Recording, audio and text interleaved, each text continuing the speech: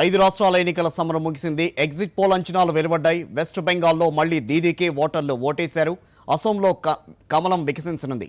దీనికి సంబంధించి మరింత సమాచారాన్ని మా కరెస్పాండెంట్ వెంకటేష్ ఢిల్లీ నుంచి అందిస్తారు.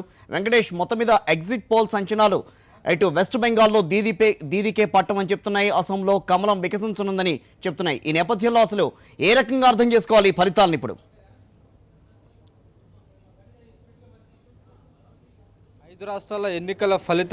ఐదు రాష్ట్రాల ఎన్నికల పోలింగ్ ఈ రోజుతో ముగిసిన నేపథ్యంలో ఎగ్జిట్ పోల్స్ కొద్ది క్షణాల కిందటే విడుదలై అందులో ముందుగా పశ్చిమ బెంగాల్కి సంబంధించినటువంటి ఎగ్జిట్ పోల్స్ 3 ప్రముఖ సంస్థలు నిర్వహించి ఆ ఫలితాలు కొద్దిసేపటి కిందటే విడుదలై ఈ ఫలితాలన్నీ కూడా స్పష్టంగా చెప్తున్నాయి.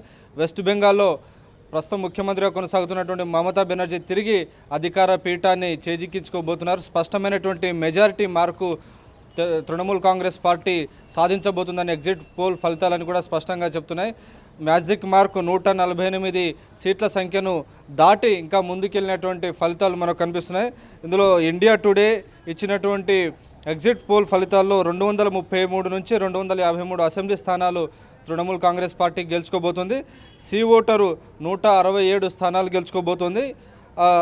సి ఓటర్ ఇచ్చినటువంటి రిజల్ట్స్లో తృణమూల్ కాంగ్రెస్ 167 స్థానాలు, ఆనంద్ బజార్ పత్రిక ఏబీపీ ఇచ్చినటువంటి రిజల్ట్స్లో 178 స్థానాలు తృణమూల్ కాంగ్రెస్ పార్టీ గెలుచుకుంటుందని స్పష్టంగా ఫలితాలు సూచిస్తున్నాయి. ఈ నేపథ్యంలో లెఫ్ట్ ఫ్రంట్ కాంగ్రెస్ పార్టీతో జత కట్టినప్పటికీ కూడా అధికార పగ్గాలు చేపట్టలేనటువంటి పరిస్థితి ఏర్పడింది. అధికార లెఫ్ట్ ఫ్రంట్కు ఇండియా టుడే ఇచ్చినటువంటి ఎగ్జిట్ ఫలితాల్లో 38 నుంచి 51 స్థానాలు ఇండియా టుడే ఇచ్చినటువంటి ఎగ్జిట్ పోల్ ఫలితాల్లో వచ్చాయి. అట్లాగే సి ఓటర్ ఇచ్చినటువంటి రిజల్ట్లో 120 స్థానాలు, అట్లాగే ఆనంద్ బజార్ పత్రిక ఏబీపీ ఇచ్చినటువంటి రిజల్ట్స్ 110 స్థానాలు లెఫ్ట్ ఫ్రంట్ కాంగ్రెస్తో కలుపుకొని స్థానాలు గెలుచుకోబోతుంది.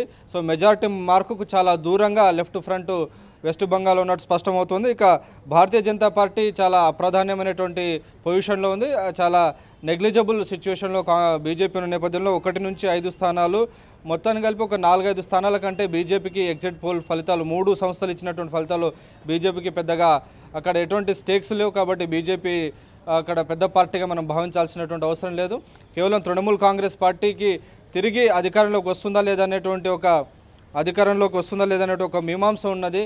లెఫ్ట్ కాంగ్రెస్ కలిసిన తర్వాత 7 దశల పోలింగ్ జరిగింది. ఆ నేపథ్యంలో లెఫ్ట్ ఫ్రంట్ కొద్దిగా ఇంప్రూవ్ అవుతుందనేటువంటి అంచనాలు వచ్చాయి. కానీ చివరికి ఎగ్జిట్ పోల్ ఫలితాలు చూస్తే మాత్రం తృణమూల్ కాంగ్రెస్ అప్రతిహతంగా తన హవా కొనసాగుతున్నట్టు మాత్రం స్పష్టంగా కనబడుతుంది. అంటే వెంకటేష్, ప్రధానంగా చూస్తే కనుక భారతంలో తొలిసారిగా కమల వికాసం వెస్ట్ బెంగాల్లో యాంటీ ఇన్కంబెన్సీ ఎక్కువగా ఉంటుందని చెప్పి అందరూ భావించారు. కానీ ఇప్పుడు చూస్తే కనుక మమత వైపే ఎక్కువగా అక్కడ ఉన్న ఓటర్లు మొగ్గు చూపినట్టుగా ఈ ఎగ్జిట్ పోల్ ఫలితాలు చెప్తున్నాయి. ఈ నేపథ్యంలో మనం ఏ రకంగా అర్థం చేసుకోవాలంటారు ఇటువంటి ఫలితాలు రావడాన్ని?